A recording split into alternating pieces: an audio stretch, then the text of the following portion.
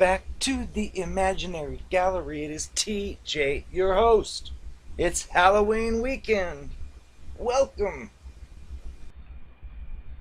This will be the third installment regarding sex and the abusive person, referencing the Lundy Bancroft book, Why Does He Do That? Inside the Minds of Angry and Controlling Men.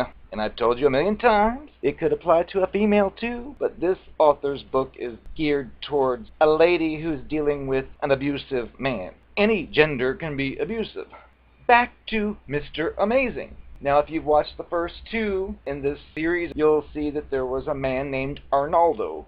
We continue. He says that having laid out the worst aspects of the sexual mindset of many abusive people, we can now go back to re-examine Arnaldo. He was the sexually exciting and the engaging abusive person. Ironically, part of why he's so dynamic in the bedroom is that he's profoundly self-involved.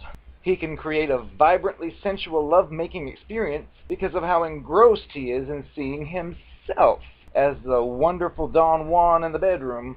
And this is connected to why severely self-centered people in general, not just abusive people, can often be charismatic and seductive. When Mr. Amazing is lighting the candles, choosing the music, and using soft, intimate-sounding, smooth voice to conjure the sensual mood, you may be thinking, wow, this is so wonderful, so deep, and here we're going through this together. But in reality, the abusive person is secretly off in a world by itself, engaged more by the fantasy it has rather than by you. To take that further would be if it's a man who's gotten a lady to come over to his room and strip her clothing off and he's doing stuff to her, he probably doesn't care a thing about her per se. He just glances at himself in the mirror as he does what he does to her and thinks of himself as, I'm the greatest man out there, I got this chick here, and I'm doing this to her, and she serves as a prop, which matches with the cluster B monster. Mr. or Mrs. Amazing is enraptured for another reason. It finds possession enthralling. It feels like it's entering a magical realm where you belong to him or her totally, where he or she can be the ultimate master and you the unquestioning and contented slave. He craves, in short, a partner with no mind or will of his or her own. Finally, on some level, it hopes that its ability to transport you sexually will tie you to him or her, so that he or she can have power over you in other non-sensual ways. And in some relationships, the abusive person's belief in the power of its sensuality is self-fulfilling. If much of the rest of the time it acts cold and mean, the episodes of lovemaking can become the only experience that you'll ever have with this person of being given loving attention, and it may be addictive to you. And this pull will sometimes become greater, as dependent on S.E.X. as he is, although for a very different reason. Then it moves on to another part, the abusive person who is not interested in S.E.X., or at least not anymore. Now, he tells us that not every abusive person is pressuring or demanding in the world of sex. In fact, many of the partners of Bancroft's clients complain of the opposite problem. The man has lost his desires or interests almost completely, and the lady's feeling rejected. She's feeling hungry for affection and the rest of it. His drop in sexual energy can be propelled by several forces, including a large proportion of abusive men are sexually shallow and are only attracted to partners with whom they've not made lust to, or those they've only been with a few times. Your partner may not be interested in the kind of deep connection needed to sustain a great sexual relationship over time, and instead is off pursuing its latest fantasy of a great sexual relationship. Its body may not be cheating yet, but its mind is. Similarly, he may be incapable of sustained sexual attraction to any person who doesn't meet the exaggerated ideal that it has in its twisted head. He or she may want a woman or man who's with the perfect features and flawless body, like the airbrushed models you see in the magazines. It may lose interest rapidly in a real-life person whose body changes over time, from childbearing, for example, or simply from aging, or one who, on close examination, is revealed to have blemishes or imperfections, as any real human being probably does have. It'll never find its dream girl or boy because it doesn't exist. But it may pour out a lot of time and mental energy into a search for such a thing, and into punishing you for not being him or her. It may be attracted primarily to sex involving domination, referred to by some researchers as the sexualization of subordination. As the relationship with this creature progresses, it may feel disappointed to discover that you just don't fit the fantasy of a concubine, submissive and servile. There may be ways in which you can stand up to this type of creature, refusing to relinquish certain aspects of your life or thoughts to its control. Some abusive people unfortunately have difficulty in achieving arousal once they discover that the person that they're with is determined to be its own person. It may be punishing you for some way that you have challenged it, or for times when you've not felt like doing it with him or her. It is common for abusive people to withhold their you-know-what as a controlling tactic. If it is indeed having an affair, the energy for sex at home is bound to be siphoned off somewhat. The chances that he's carrying on a dangerous infection are also raising. If you have concerns that your partner may be cheating, be sure first to insist on safer sex practices. If requiring it to use these things feels dangerous to you because of how it may react, call the hotline for help immediately. It may be addicted to drugs or liquor. Some substance abusers lose their sex drive. It may be gay. A small number of his clients have eventually admitted to their partners or to him that they are primarily attracted to the same gender. In a slightly larger but still small number of cases, the man, he says, never admits that he's queer, but the woman either catches him with another man or realizes that he spends most of his time at queer bars and hangs out with queer friends. Just because a man is gay doesn't mean that he can't be abusive to ladies. He may, for example, use a lady partner as a window dressing, or they call it beard, to give it social respectability, diverting attention from its limp wrist. This is simply another example of how abusive men, straight or gay, tend to use women for their own selfish purposes. And the last on this list is, he may ration out sex as a way to gain power, sensing that you'll try extra hard to keep it happy in hopes of getting it interested in making lust. And as Bancroft has discussed, abusive men tend to move between extremes, from loving and attentive to hateful and intimidating, from being overly involved in the minute details of your life to expressing no interest at all, from showing exclusive concern with what's right for you and what's good for you to being unboundedly selfish. The swing from electric sexual charge to loss of all sexual desire can increase its power just as the other highs and lows do. The next section, sex as a cure-all. A baffling question arises over and over again among his lady partners of the clients. Why does he want to have sex right after a time when he's just been awful to me? Sex is the last thing on my mind at that moment.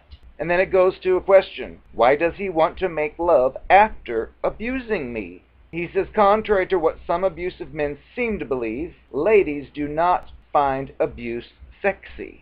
When a lady partner calls her a bitch or a whore, makes fun of her, or physically intimidates her, the image of entwining herself intimately with him recedes really far out of her mind. How can you make love after someone just treated you in a way that feels like extreme hatred? Abusive men do not grasp how ugly they appear when they're acting in cruel manner. So why are his feelings so different? Does abuse excite him? Perhaps it does. Some men do appear to find abuse arousing, probably because they associate sexuality with domination, but other reasons why it might want to have sex after mistreating you are more common, which include: he's seeking a quick fix for his abusive behavior. He thinks that if you two make love together, it proves that whatever he did to degrade you, or his violence, is not that serious, that you're not really hurt by what he did, and that everything is forgiven and forgotten. Next, he wants to reassure himself that his abuse isn't going to cause you to pull away from him emotionally or in the bedroom. In fact, pursuing sex after abuse can be a form of expression of this person's entitlement, as if to say, even if I'm mean to you, you're still going to put out for me. An incident of abuse leaves the abusive person with a bad taste in his mouth, which he wants to chase away quickly, and making love to you can help him do that. But the ladies can't drive her anguish off so easily, as it runs way too deep. Unfortunately, the abusive person's self-focus makes it unwilling to understand the difference between the two of you. I am the Narcopath. I am not the Narcopath. I am the Narcopath. TJ is such a goofball. I tried on his Halloween costume. He plans on wearing it to a party, and little does he know, I wet on it. So he's gonna smell like piss. Oh!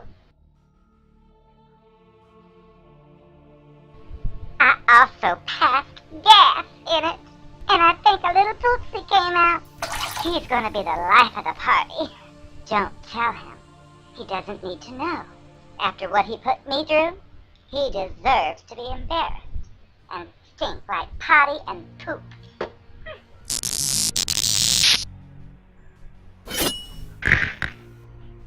Since I'm giving y'all confessions, I figured it's time you be told the truth about one little thing. I remember when we were first meeting and I decided that you were the one I was going to target. Well, you and about 6 others.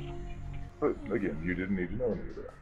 You used to make speculations about me and thought that I just take anybody and didn't care who it was as long as I had a spot to fill, and that pissed me off because that is exactly what I was doing, but I did not want you to know any of that. You think you're so smart, and in that case I guess you were. The point of it was, I couldn't let you know that.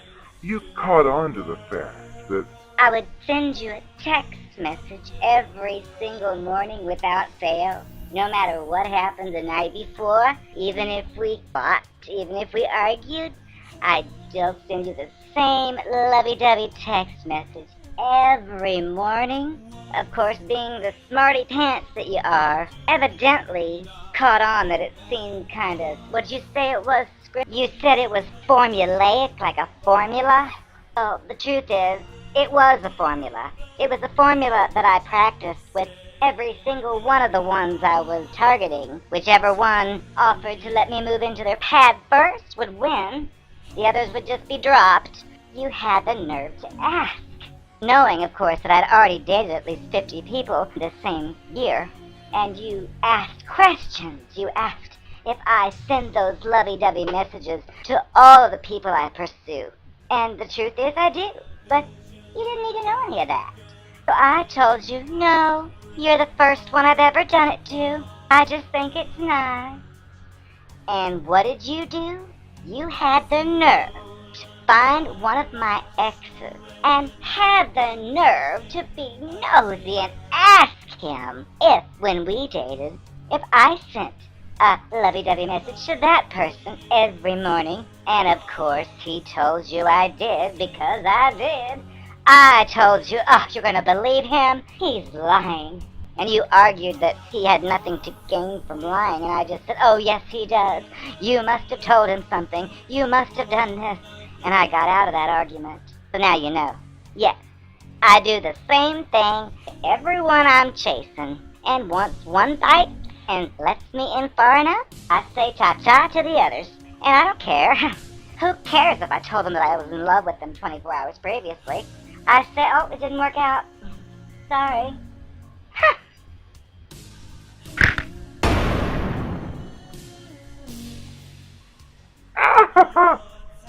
And another thing, my friend, I noticed on several occasions you used to ask how I could treat my friends in the ways that I did because sometimes I totally blew them off just to spend time with you, which I know you weren't going to complain too much. You did wonder how I could keep friends and do the things I did. But let me tell you something, honey. I don't really have friends, per se. I have people that I use to get things from. That's about it. There's no connection with them. They're nothing other than an object, much like you were. It's just I made love to you and a few of them. But you didn't need to know that either. Oh, when you used to ask if I've ever made love to this friend or that friend, I always told you no. Of course, even though every single one was yes times 6. You didn't need to know that either. I don't have friends like you and the friends you have and the way you treat them and how you seem to do things you don't need to, but you do it in the name of friendship. Well, honey, I don't know that language. I don't do that stuff. That's your thing. So now you know.